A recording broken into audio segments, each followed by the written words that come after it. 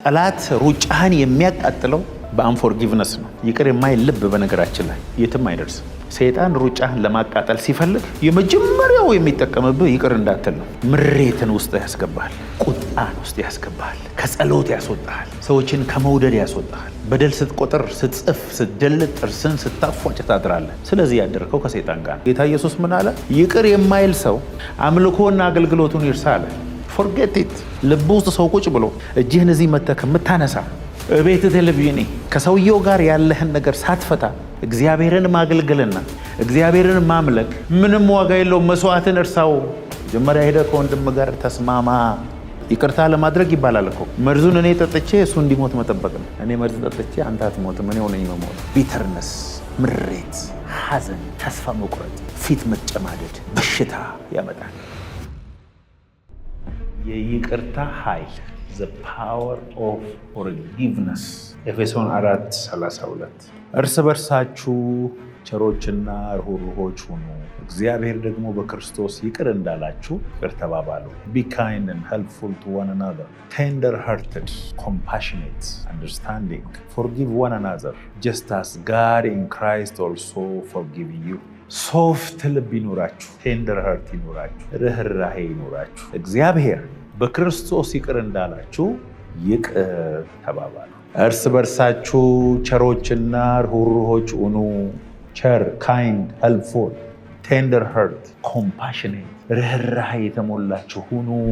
እግዚአብሔር በክርስቶስ ይቅር እንዳላችሁ እናንተ ደግሞ ይቅር ተባባሉ። ማቴዎስ 18 ከ21 እስከ 35 በዚያን ጊዜ ጴጥሮስ ወደ እርሱ ቀርቦ ጌታ ሆይ ወንድሜ ቢበድለኝ ስንት ጊዜ ልተውለት? እስከ 7 ጊዜ ነው አለው። በጣም ብዙ ይቅር ለማለት የተዘጋጀ አይመስልም። ኢየሱስም እንዲህ አለው እስከ 70 ጊዜ 7 እንጂ እስከ 7 ጊዜ አልልህም። ጌታ ሆይ በጣም የይቅርታ ትምህርት አብዝተሃል። ስለዚህ አንተን ደስ ማሰኘት ስለመፈለግ ወንድሜ እየተመላለሰ 7 ጊዜ ብጠይቀኝ እስከ 7 ጊዜ ይቅር ላደርግለትና አለ። 70 ጊዜ 7 መቼ 70 ጊዜ 7 እብድ ካልሆነ በስተቀር በቀን ውስጥ ሊመድልህ የሚችል ሰው የለም። እብድ ራሱ አይበድልህም። በዛን ጊዜ 70 ጊዜ 7 ስንት ነው? 490 ጊዜ ምን አድርጎ ሰው ሊመድልህ ይችላል? በቃ ማለቂያ የለውም ማለት እኮ። ጌታ ኢየሱስ እንደዚህ ያለ አንድ ሰውዬ 500 ብር ዕዳ ነበረበት። ከዛ በኋላ መክፈል አቃተው። ወደ ጌታውም ሄዶ ጌታ ሆይ ጊዜ ስጠኝ ሰርቼ እከፍላለሁ እባክህን ብሎ ሲለምነው እንዲያውም ይህንን ብር ትቼልሃለሁ አለው። ከዚህ በኋላ ዕዳውም የለብህም አታስብ ቻው አለው። ይሄ ባለ 500 ብር የተተወለት እየሄደ እያለ እሱ ደግሞ 1 ብር ከአንዱ ሰውዬ ላይ አለው። አነቀዋ። መሬት ላይ የጎተተ ትከፍላለህ ወይስ አትከፍልም እያለ ሰውየውን ሲደበድብ ያ 500 የተወለት ሰውዬ መጣና ምነው አንተ ከጥቂት ሰዓታት በፊት አይደል እንዴ 500 ብር የተውኩልህ? እንዴት አንተ 100 ያቅትሃል? ያዙት። ያ ባለ አንዱ እኮ እኔና እናንተ። እግዚአብሔር ይቅር ያላለን ነገር የለም። የምንዘምረው የዝማሬ ብዛት። ጌታ ኢየሱስ ምን አለ? ይቅር የማይል ሰው አምልኮና አገልግሎቱን ይርሳ አለ። ፎርጌት ኢት። ልብ ውስጥ ሰው ቁጭ ብሎ እጅህን እዚህ መተህ ከምታነሳ ቤት ቴሌቪዥን ከሰውየው ጋር ያለህን ነገር ሳትፈታ እግዚአብሔርን ማገልገልና እግዚአብሔርን ማምለክ ምንም ዋጋ የለውም። መስዋዕትን እርሳው። መጀመሪያ ሄደህ ከወንድም ጋር ተስማማ። ስንት ጊዜ? 70 ጊዜ 7። አንሊሚትድ የሆነ ምህረት እግዚአብሔር ከኔና ከእናንተ ይጠብቃል። ለምን መሰላችሁ? በበደላችንና በኃጢአታችን ሙታን በነበረን ጊዜ እግዚአብሔር በምህረቱ ባለጠጋ ስለሆነ ከወደደን ከትልቅ ፍቅሩ የተነሳ ከክርስቶስ ጋር ሕይወትን ሰጠ። የሰማይ አባታችሁ ይቅር እንዳላችሁ ይቅር ተባባሉ። አሁን ይሄ ትምህርት በጣም ኤሌመንተሪ የሆነብን አይደል? ፋውንዴሽናል ትምህርት፣ እግዚአብሔርን ሰው ያደረገ ትምህርት፣ በመስቀል ላይ ያንጠለጠለው ሚስጥር ማለት ይቅርታ። ያጠፋኸውን ነገር ለአንተ ነው መነግርህ እንድታስተካከል ከፈለግኩ። ለሌላ ሰው ግን ከነገርኩ ጥፋትህን የፈለግኩት። እውነቱ ሸጥ ይቅርታ መንፈሳዊ ነገር ነው። ጠላት ሩጫህን የሚያቃጥለው በአንፎርጊቭነስ ነው። ይቅር የማይል ልብ በነገራችን ላይ የትም አይደርስም። ሰይጣን ሩጫህን ለማቃጠል ሲፈልግ የመጀመሪያው የሚጠቀምብህ ይቅር እንዳትል ነው። ለምን መሰለህ? ይቅር አለማለት ምሬትን ውስጥ ያስገባል፣ ቁጣን ውስጥ ያስገባል፣ ከጸሎት ያስወጣል፣ ሰዎችን ከመውደድ ያስወጣል። በደል ስትቆጥር፣ ስትጽፍ፣ ስትደልጥ፣ ጥርስን ስታፏጭ ታድራለህ። ስለዚህ ያደረከው ከሰይጣን ጋር ያመጣብሃል። ሀሳብ ያመጣብሃል፣ ምሬትን ያመጣብሃል። ከመንፈሳዊነት ያስወጣል። ቆላስይስ 3:13 እርስ በርሳችሁ ትዕግስትን አድርጉ፣ ማንም በባልንጀራው ላይ የሚነቅፈው ነገር ካለው ይቅር ተባባሉ፣ ክርስቶስ ይቅር እንዳላችሁ እናንተ ደግሞ እንዲሁ አድርጉ። እርስ በርሳችሁ ትዕግስትን አድርጉ፣ ማንም በባልንጀራው ላይ የሚነቅፈው ነገር ካለው ይቅር ተባባሉ። እንዴት? ክርስቶስ እኛን ይቅር እንዳለ።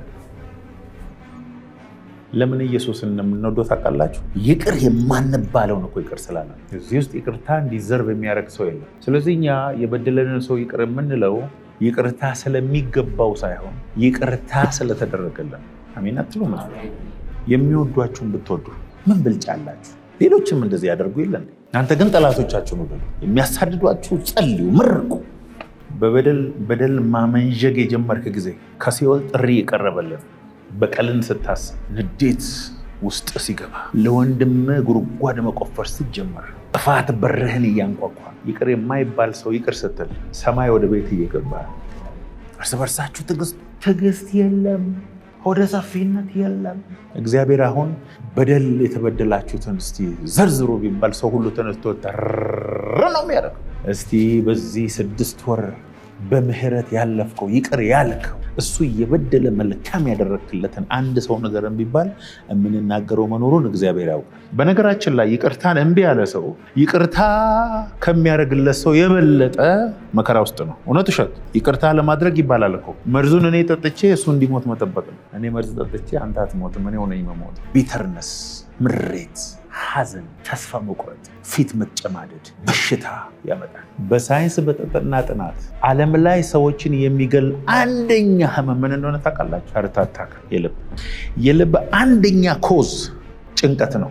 የጭንቀት አንደኛ ኮዝ ይቅርታ ለማድረግ ነው። ልብ ከመቆሙ በፊት ልብን አፍኖ ደም እንዳይዘዋወር ከሚያደርጉ ነገሮች ቁጥር 1 በሽታ ወንድምህን ይቅር አለ ማለት ነው። ይቅርታ ማድረግ ይቅርታ ለምታደርግለት ሰው ሳይሆን ለአንተ ነው የሚጠቅመው። አንዳንድ በደል እኮ በነገራችን ላይ ይቅርታ ለማድረግ ቀላል ነገር አይደለም። የእግዚአብሔር ጸጋ ያስፈልጋል። አሁን እንደምሰብከው አይነት አይደለም። ቀላሉ መንገድ ምን እንደሆነ ታውቃለህ? አንተ ያገኘኸው ምህረት ቀላል ምህረት አይደለም። እግዚአብሔርን ምህረት፣ የእግዚአብሔርን ፍቅር በማሰብ ብቻ ነው የበደሉን ሰዎች ይቅር ማለት የምንችል። ይቅርታ ስታደርግ መንፈስ ቅዱስ በአንተ ውስጥ በኃይል ያልፋል። ይቅርታ የማያደርግ ሰው የእግዚአብሔር ኃይል በህይወቱ ላይ እንዳይንቀሳቀስ ነው የሚያደርገው። ታውቃላችሁ፣ አንዳንድ ሰዎች ልክ ይቅርታ ሲያደርጉ በሽታ እንደሚለቃቸው ብዙ ሰው አውቃለሁ። ባይዘው የአጋንንት ስትሮንግ ሆልድ ማለት መርገጫ ቦታ፣ ምሽግ፣ አጋንንት የሚመሸግበትና ያንተን ዘመን የሚበላበት ቦታ ይቅር አለ ማለት ነው። እዛች ውስጥ ተደብቆ በበሽታ ይመታል፣ ኢኮኖሚን ይመታል፣ ቤተሰብን ይመታል፣ ዘመንህን ሁሉ ጥርግ አድርጎ የሚበላው መመሸጊያ ቦታው የአጋንንት ቁጥር 1 ይቅር አለ ማለት ነው። አንዳንድ ሰዎች ይቅርታ በጣም ይከብዳቸዋል። መዝሙር 147:3 He heals the broken hearted and binds up their wounds። አይገርምም? ልክ ይቅርታ ስታደርግ እግዚአብሔር ልብ ውስጥ ያለውን ቁስል ይፈውሰዋል። ይቅርታ ስታደርግ በዛ ይቅር አለማለት ውስጥ ቁጭ ብሎ የነበሩ ዲመኖች በሙሉ ይሄዳሉ። አንዳንድ ዲመኖች ብትጸልዩ፣ ብትገስጹ፣ ዘይት ብትቀቡ፣ በጭንቅላታችሁ ብትቆሙ፣ ብትንከባለሉ አልሄድ ያሉት ይቅር ስላላላችሁ ነው። ተመሽጓል እዛ። በፈለገ ሰዓት አንተን ያንን ነገር በማስታወስ ብቻ የደም ዝውውርን እየቀያየረ ጌጅህን ከፍና ዝቅ እያደረገ ዲመኑ እየተዋጋ አደገኛ የአጋንንት መሳሪያ ነው አንፎርጊቭነስ። ጠላት ሽባ ሊያደርግህ፣ መንፈሳዊ ክሪፕል የሚያደርግህ ይቅር ባለ ማለት ነው። ዛሬ ይኸውላችሁ ልባችሁ ውስጥ ተቆልፎባቸው የተቀመጡ ሰዎች አንድ በአንድ እናስወጣቸዋል። ፓራላይዝድ የሆኑ አልጋ ላይ የተኙ ሰዎች ይቅር ብለው እንደሚነሱ ታውቃላችሁ። ይህ ደም የሆነ ቦታ ሄዶ እንዲቆም ያደረገው አንፎርጊቭነስ ስትለቀው ይለቀሃል። መንፈሳዊ መሳሪያ። ይቅር ስትል ግን የቆሰለው ልብህን እግዚአብሔር ይፈውሳል። የተሰበረው ልብህን እግዚአብሔር ይፈውሳል። ለእግዚአብሔር ብለህ ስትጥር ይቅር ተብያለሁ ጌታ ሆይ ከባድ ነው፣ ግን አንተን ስለምወድህና አንተ እኔን ይቅር ስላልከኝ ይሄን ሰው ይቅር ብያለሁ ስትል ሰማይ ከአንተ ጋር ይሰራል። የሚያደርጉትን አያውቁምና ይቅር በላቸው ሲል እስጢፋኖስ የእግዚአብሔርን ክብር በድንጋይ እየተወገረ ኢየሱስ በጥፊ ያሉት ጎኑን በጦር የወጉት። አንዱ እኮ ያ የወጋው ሰውዬ ይሄ በእውነት የእግዚአብሔር ልጅ ነው አለ እኮ። እናየዋለን መንግስት ሰማያት። እኔ ኢየሱስም ብሆን ለሞት አካባቢ ሀሳቤን መቀየር ይመስለኛል። ሰው ደፍሮ ስንት ሰው ገሎ ወንበዴ ሆኖ ዛሬ 9 ሰዓት ላይ ሊሰቀል ያለ ባርባን የሚባል ሰው መጥቶ ከኢየሱስና ከዚህ ምረጥ ሲባል ለዚህማ አልሞት ይህን ሁሉ በደል ያደረገ ሰው አላለም። ባርባን እኔ ለአንተ ሞታለሁ፣ አንተ የኔን ነፃነት ውሰድ። ባርባን ሌላ ሰው መስሎ ነው። አንተ እኔ ነኝ። ይኸውልህ ይቅር የተባልክበት የይቅርታን ጥግ ስታይ አንተ ጥቃቅንና አነስተኛ የሚባለው ሰፈር ውስጥ ያለውን ይቅርታ ማድረግ አያውቅም። 2ኛ ቆሮንቶስ 2:10 እና 11 አንዳንዶቻችን ቤተሰባችን ላይ ጀነሬሽናሊ እያስቸገረን ያለውን ሳይክል የምንሰብረው በይቅርታ ነው። እናንተ ግን ይቅር የምትሉትን እኔ ደግሞ ይቅር እለዋለሁ። እኔም ይቅር ካልኩ ይቅር ያልኩትን ስለ እናንተ በክርስቶስ ፊት ይቅር ብየዋለሁ። If you forgive anyone anything, I too forgive. And what I have forgiven, if I have forgiven anything, has been for your sake. ይኸውልህ አንተ ይቅርታ ስታደርግ በነገራችን ላይ ሰማይ ይከፈታል። አንተ ስትይዝ ሰማይ ይያዛል፣ በአንተም ላይ በሰውየውም ላይ። አንተ ይቅር አትልም፣ አባትህ ይቅርታ አይልም ነበረ፣ አያትህም ይቅርታ አያደርጉም ነበረ፣ ያንተም ልጅ አይልማ። በቃ አንተ ጋር ይቆም። ሳይክሉን በጥስ፣ ሰብስብ ቤተሰቦችህን፣ የተበተኑትን ይቅር ያልተባባሉትን ሳይነጋገሩ ረጅም ዘመን የኖሩትን ሰዎች ሰብስብና አምሶሪ ዝቅ በል እስቲ፣ ነገሮች ሁሉ ይስተካከላሉ። የቤተሰባችሁን ሳይክል የጀኔሬሽናል ሳይክል እናንተ ይቅር በማለት ለምን አትበጥሱት? ይተላለፋል። አንፎርጊቭነስ ይቅር የማይባል የመጨረሻውን በደል እንዲያውም ስጦታ ጨምረን ለምን ይቅር አንል? በጌታ በኢየሱስ ስም ይቅር ባለማለት የሚመጣ ጀኔሬሽናል ከርስ ዛሬ ቆርጬዋለሁ። አሜን። ዘፍጥረት 50:20 አስቡት እስቲ። ዮሴፍ ወንድሞቹ ያደረጉበት ነገር በእውነት ይቅር የሚባል አይደለም። ከእናትና ከአባቱ ጋር በሰላም ሲኖር የነበረ ልጅ፣ ምንም ያልበደለ ልጅ፣ ገና ለገና ህልም አየ ተብሎ ጉድጓድ ውስጥ አስገብተው ልብሱን በደም ነክረው ሞቷል ብለው እንዴ! በወንድሞቹ ምክንያት እኮ ነው የሰው ቤት ሰራተኛ የሆነው። በወንድሞቹ ቤት ምክንያት እኮ ነው እስር ቤት የገባው። በወንድሞቹ ምክንያት እኮ ነው 13 ዓመት ሙሉ በባዕድ ሀገር የተንከራተተው። አባት የለው፣ ጠያቂ የለው። ይህ ሁሉ በደል እስቲ ያስቡት። ሲያገኛቸው ግን እንደዚህ ያለ እናንተ አይደላችሁ። ይህንን ያደረገው የሰራዊት ጌታ እግዚአብሔር። የዮሴፍ ይቅርታ የእስራኤልን ሕዝብ አዳነ። የዮሴፍ ይቅርታ ግብፅን አዳነ። የዮሴፍ ይቅርታ በዮሴፍ ይቅርታ ነው ቀይ ባህር የተከፈለው። በዮሴፍ ይቅርታ ነው 40 ዓመት በምድረ በዳ መና የዘነበው። አንዳንድ ይቅርታ ጄኔሬሽን ያስቀጥላል። አንዳንድ ይቅርታ የእግዚአብሔርን አጀንዳ በነገራችን ላይ እግዚአብሔር ትላልቅ ቅባት ከማይሰጣቸው ሰዎች አንዱ የይቅርታ ልባቸው በጣም ከባድ የሆኑ ሰዎችን አይታቸው ከሆነ ትልቅ አሳይመንት አይሰጣቸው። መሀል ላይ ይነክሳሉ፣ ሞተር ይነክሳል። ዮሴፍን ዮሴፍ ያደረገው አንዱ ዮሴፍ ግን እንደኔና እንደናንተ ስለ ይቅርታ ትምህርት ተከታታይ አልተማረም። መጽሐፍ ቅዱስ አንብቦ አያውቅም። የለም በዮሴፍ ዘመን መጽሐፍ ቅዱስ የሚባል የተጻፈ የለም። ዘፍጥረትም አልተጻፈም። ምንም ፎርማል ስኩልም አልገባም። ግን የእግዚአብሔር ልብ አለው። አይዟችሁ ወንድሞች፣ አይ ላቭ ዩ። እናንተ ለክፉ ነው ጉድጓድ ውስጥ የከተታችሁ፣ እግዚአብሔር ግን ፕራይም ሚኒስቴር አደረገኝ። ስለዚህ የእናንተ መንገድ ራሱ የእግዚአብሔር መንገድ ነው። አንዳንድ ሰው ሲገፋ ወደ በረከት ነው የሚያስወጣ። የአንዳንድ ሰዎች ስድብ እግዚአብሔርን ፕሮቮክ ያደርገዋል አንተ ላይ መጥቶ ታላቅ ነገር እንዲሰራ። ቤንቺ ማጂክ ዞን ሲዘጉብህ ፓናማ ሂደት አገለግል።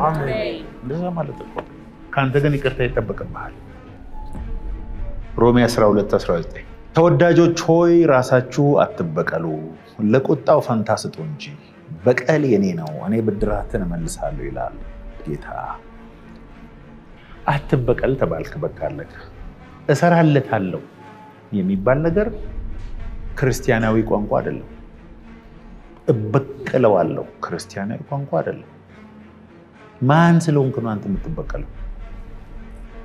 በቀል የኔ ነው ለኔ ተውልኝ አለ እግዚአብሔር።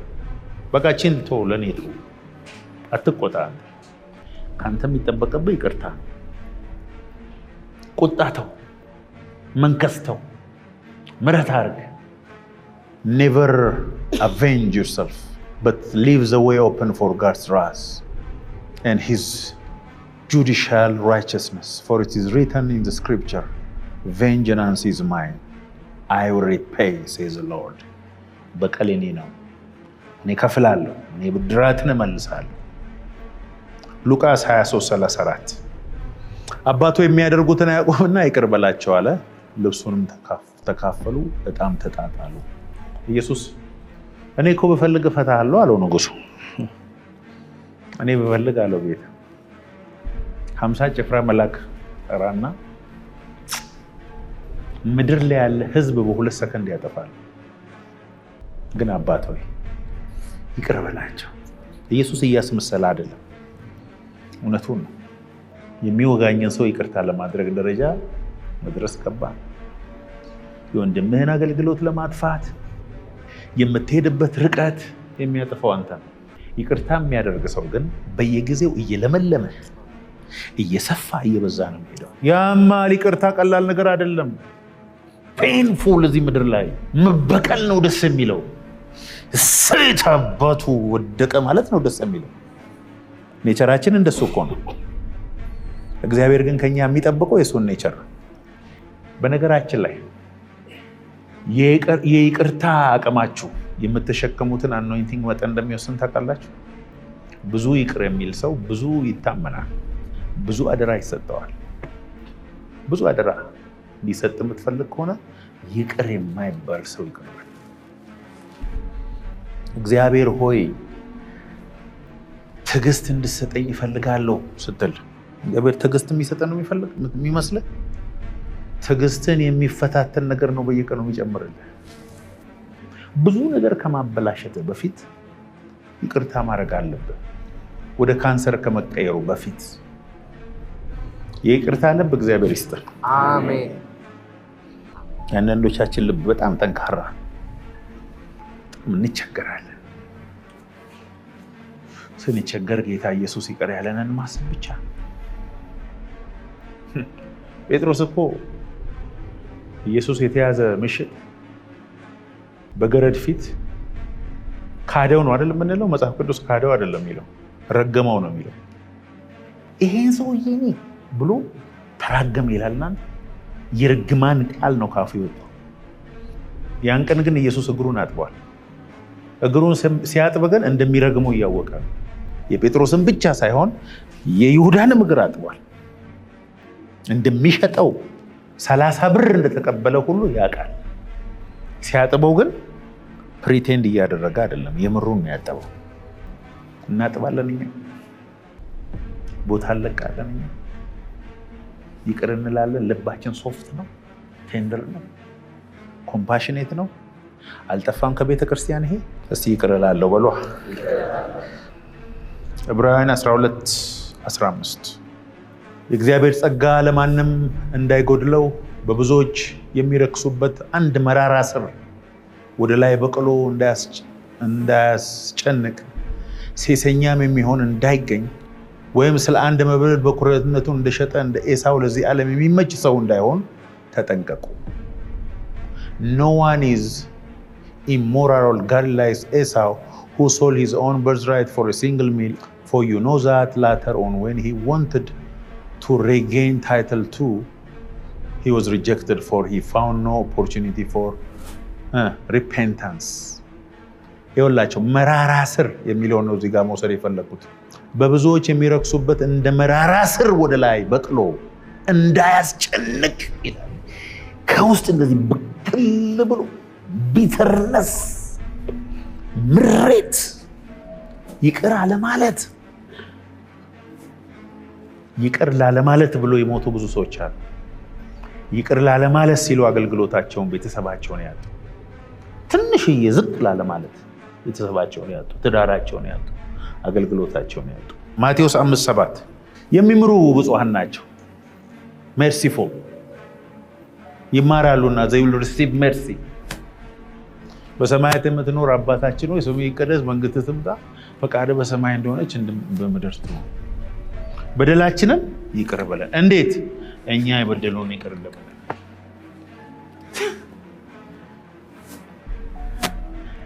ሉቃስ ላይ ያለው ደግሞ እኛ የበደሉንን ይቅር ብለናልና በደላችንን ይቅር ብለን ነው። for we have already forgiven። የበደሉንን ይቅር በምንለው አይነት አንተም እኛን ይቅር በለን ነው እኮ እያልን ያለነው። ቤተሰብን ይቅር በል፣ ጓደኞችን ይቅር በል፣ የሥራ ባልደረባ ይቅር በል፣ የዛሬ 10 ዓመት የበደለን ይቅር በል፣ ሄደ ወደ ኋላ ይቅር በል።